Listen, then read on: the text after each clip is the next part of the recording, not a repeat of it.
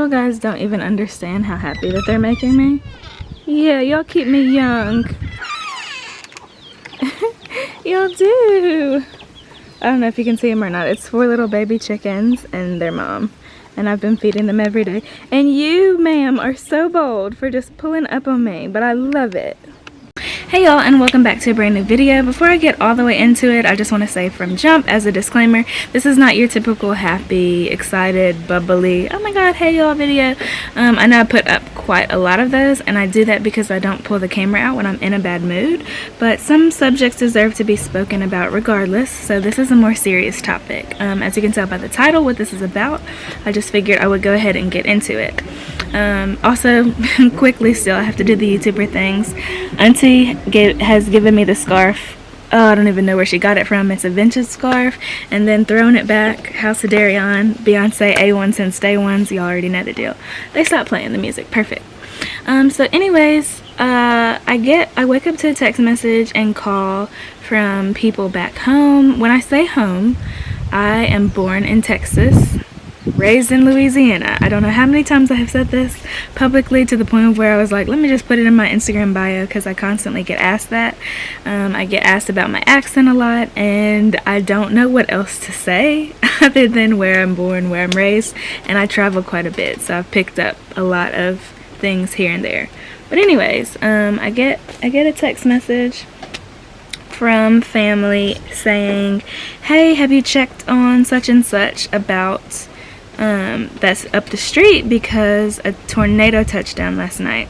And so I'm thinking, okay, that happens all the time. Like, it's the South, we always have bad weather, you know, etc., whatever. So then I go, you know, do what the millennial does. I start Googling things, I pull up articles, I start seeing pictures, I start seeing videos, and okay, I don't know if y'all remember this, probably not if you're new to this channel, but there was a video that I pulled, or that I filmed years ago, where I had to drive through a flash flood in order to get to work. This was back when I worked at Delta, and the reason why I even did it, because it was extremely dangerous. I shouldn't have done it. I had to go on back roads because the main roads were closed because the flooding was so bad in Natchitoches, where I went to college. Okay, I know y'all are going ham. If y'all hear them, the chickens in the background, I can't do anything about them. They're losing their minds right now.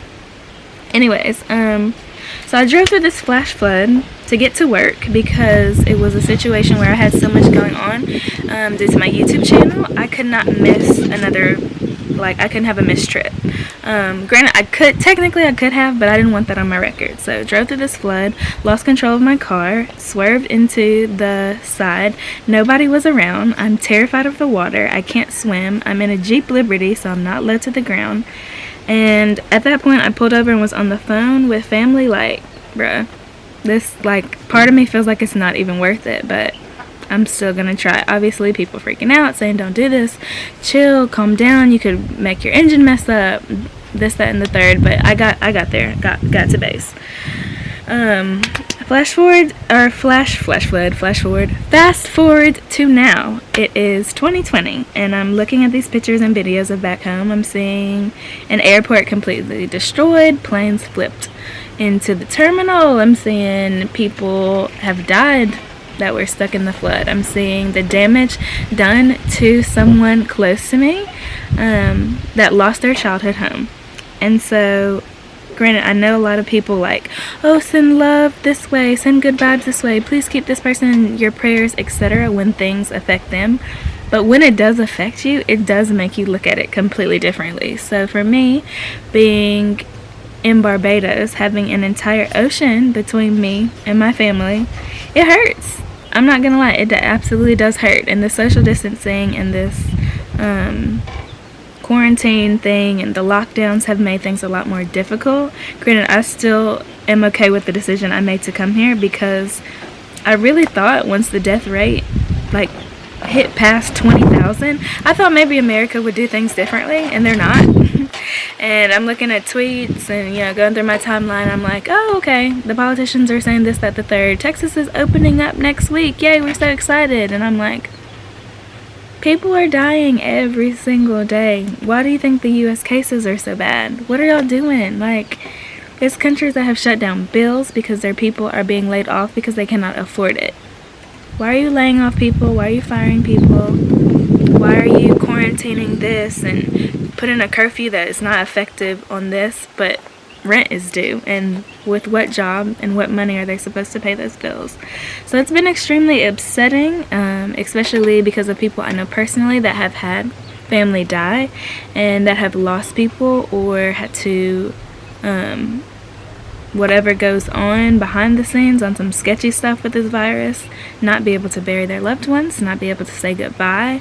It hurts. It absolutely hurts. It's tough, but what can you do? What can you do? So, granted, everybody, I will say this, everybody back home is safe. Everybody's good. It just hit so close to home that it was kind of like scary for me, because had I gotten a phone call and it had been auntie or, you know, like a parent, my parents, or my grandparents, or family, friends, like actual people that have known me for a long time, years, I'm talking a decade plus, like people that really know me, that would hurt. That would hurt. And it would hurt more so because not only am I on this island, which there's only, 70, I think we're up to 73 cases. I can't even get to you even if I wanted to. So, I don't know. It just put things into perspective. Granted, the tight knit bond that I have with the real ones, y'all hear from me. Y'all have my number. You use it. I text you all the time. You text me all the time. But it is extremely disturbing and very eye-opening. And I've been getting a lot of questions, especially from new hires, especially from people that still are interested in becoming flight attendants. And, you know, they see this platform, they're watching the videos, etc. And this is something that they do want to pursue, because that KCM badge, it is absolutely worth it in my opinion. However, hiring is at a halt, y'all. There are airlines that are going under, a lot of regional airlines that cannot afford to stay in business. Flying is at a standstill. And I say that, like, granted, there are still flights going out, even though I personally don't think that anyone should be flying. There are still flights going out, but the revenue coming in does not match. And people get so caught up in their little bubble, y'all don't understand how much money it takes to get a single flight off of the ground. Jet fuel is not cheap. It is not cheap. The business major in me does the little numbers I can do, because I'm not that great at math. To get a plane off the ground, to get that jet bridge down there, to get it cleaned, catered. Granted, a lot of this stuff has been cut out to have minimal contact with people. People are ferrying flights practically left and right. But medical workers still have to travel. EMT, firefighters, police officers, everyone that's essential. And as a flight attendant, that is considered essential. Planes cannot, it literally is not feasible for planes to not fly. You'd need to get cargo. If anything, cargo is a lot more valuable than passengers, which is also why when you look at your flight attendant and you tell them, oh my God, I am never flying this airline again, we're like, all right, bet. Okay, so sorry I was not able to move you and your wife together on this 1-hour flight, even though y'all booked y'all's tickets last minute on this third-party vendor, and the flight is oversold, and nobody's willing to switch, and I've asked. If you never fly us again, cool. Not to be rude, not to be, you know, sarcastic, or be a snotty flight attendant. No. We just had somebody in first class pass out and had to get them off the flight. We just had somebody ask us for a hot towel, which, why are you asking for that? We haven't even closed the door yet. We're trying to meet the departure time. 2 people have asked for water to take pills. We're trying to get the bins closed. The gate agent is down here yelling. They're on their last strike for work. All of this, we're dealing with all of this. And here you go saying you'll never fly with us again, and we're like, okay, oh, that's cool. That's cool. Woosah, we go back in the galley, we chop it up, we might tell to our coworkers, bruh, 33D says they're already acting up, the door's not even closed yet. But in the world you live in, you don't know that we're actually transporting eyeballs to the next location for a transplant to save somebody's life. Like, I've actually had that happen to me on a flight, and the second I had an organ transplant in the closet, completely, y'all, 180, completely changed how I feel about my job. Because in my head, I'm like, for a second there, I was a little stressed out. I was ready to, like, pop off or say, I don't feel comfortable with blah, blah, blah flying. They're causing too much of a ruckus. And I've never had to take a passenger ever off my plane. But all of these things are going on, and at that point, you, as one individual, thinks the world revolves around you. Me, as a flight attendant, knows that it doesn't, but I treat all my passengers the same. I say this all the time. If you're going to a job interview, if you're going to a funeral, if you're in 1 Alpha, if you're in 576 Echo, that Coke tastes the same. I promise you, the glassware might be different. Things might be a little bougier up there. It tastes the same. It does. So, with all the stuff going on back home and with everything being crazier by the day, at this point, it's not even week by week. It is day by day where I'm over here like, don't check your work emails. Don't do it. Don't check your emails. Oh, me logging in like, oh my God, what? What's going on? What is going on? Don't do it, Ashley. Don't check your personal emails. Like the articles, the news articles. Granted, media, anything can be like formulated and, made to seem something that it's not. But I trust the people back home, the people that are sending me pictures, videos personally, like on the back end. That's real tea. So it's just a lot. At this point, I almost feel like I should tell people, don't bother applying to try to work the job, because it wasn't this bad during 9/11, y'all. So what does that say about the airline industry right now? People that I've flown with, instructors that I've talked to, which I personally had one in my class that was on that, I forget what class number they are, but they're the ones that American didn't hire for 10 years. 11 years. I believe it was 11 years. Or it might have been 9 to 11, somewhere in there. For anyone that knows, correct me in the comments. They were not able to hire for that long because people were afraid to fly after 9/11. Planes hitting New York City. Devastating. For a second, America thought that they could not be checked, and they got checked in the worst way possible. And here we are in 2020 living through an actual movie. I can't even believe this. I've watched this movie. I keep saying that. I've seen this movie, this sci-fi movie, this horror movie. I'm a millennial. I'm in my 20s. I'm ready to have a hot girl summer. And coronavirus came through and wreaked havoc in ways. I don't know what happened or who messed up on the back end, but baby, ooh, whatever. So, the aviation industry is suffering heavy, y'all. They are going through it. Crew members, I am keeping them in my prayers and uplifted and sending all the positive vibes and everything to the people that are actually flying with this. We have had crew members die. That is a heavy statement. Crew members, okay? People confirmed with the virus that have tested positive showed no symptoms, that have recovered from this, that are battling it right now. Pilots, when I say crew, granted, crew is more specific, I guess, to flight attendants and pilots. But when I say my passengers, when I say I call you all my passengers regardless, just on this platform if you watch, I'm talking about ramp agents, gate agents, air traffic control, customer service, management. Like, they're overlooked. I really do feel like they are. Instructors, so many people are being affected by this, and some people are not taking it seriously. And for the people that are not taking it seriously, it sucks because you can't control people, but you're affecting somebody else's life. Like, you could have put somebody's grandmother in the hospital because you want to go out and have a party. That's your coworker's friend. That's your uncle. That's somebody's child. It's so much. It is so much. I really do hope that people start to listen and flatten the curve more.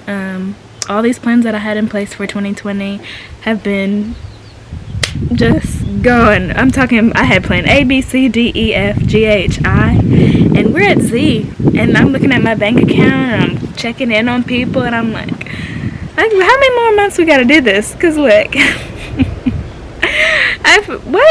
this is very ghetto. This is extremely ghetto. So, who knows what's gonna happen? I don't have the answers. I am not in control.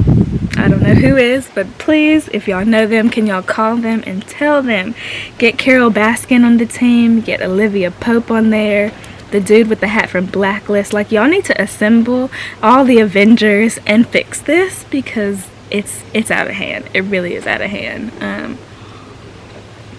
Not to like end on a negative note for real though, but all of my social media will be linked in the description box.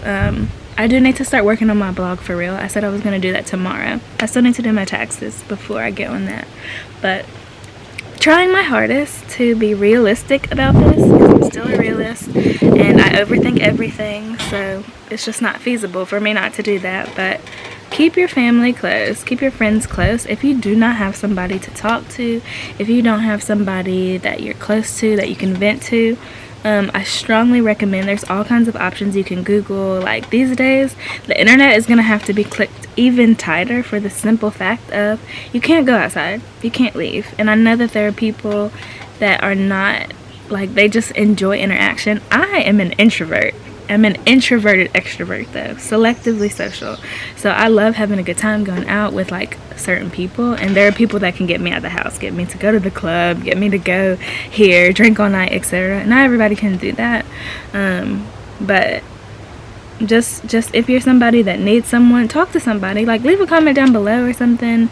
I've been trying to do better about hitting everybody up. Snapchat, Instagram, TikTok, YouTube, emails. I've been so good with responding quickly because we've got a lot of time these days, and I'm having to focus on social media more because I'm not flying. So I don't know, y'all, I really don't know. Like, there's no right or wrong answer, I don't feel like, other than to stay inside and build your immune system. But I will be keeping everyone uplifted. If you do feel like it, please send up a little prayer for the South. Texas, Louisiana, that's home. So I do feel more strongly, obviously, about my home than anywhere else in the world. And I'm biased that way. But I think that that's fair. Everybody, if you could do me a favor and drop down where you're from as well, if you do leave a comment. It is like very refreshing. I can see it on the back end and check the analytics. And it shows IP addresses, or it shows what countries and places that people are from, but I don't check it all the time. So if you want to drop that down below, put your flag and let me know where you're from in the world, that would be greatly appreciated, and I will get on this comments as soon as this goes up. You guys stay blessed, stay safe, and I love y'all. Bye.